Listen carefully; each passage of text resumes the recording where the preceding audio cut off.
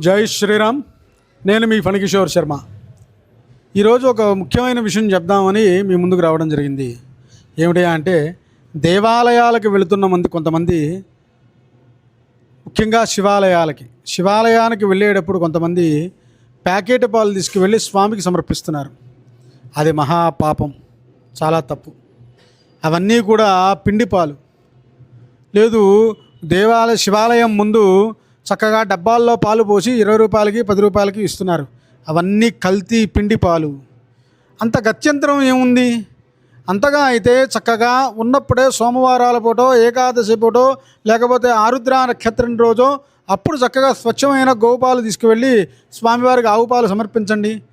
కుదరట్లేదు, దొరకట్లేదు, చక్కగా పళ్ళ రసాలు తీసుకువెళ్ళండి. చెరుకు రసమో, లేకపోతే యాపిల్ రసమో, ద్రాక్ష రసమో, ఏదో ఒక రసం చక్కగా తీసుకుని వెళ్ళి స్వామికి సమర్పించండి.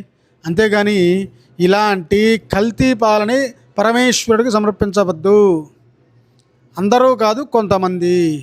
దయచేసి ఈ విషయాన్ని బాగా గుర్తుపెట్టుకోవాల్సిందిగా కోరుతున్నాను. ఇలాంటి మరిన్ని మంచి విషయాలు తెలుసుకోవాలి అనుకుంటే ఇప్పుడే మన ఛానల్ సబ్స్క్రైబ్ చేసుకోండి. సర్వేజన సుఖినో భవంతు. జై శ్రీరామ్.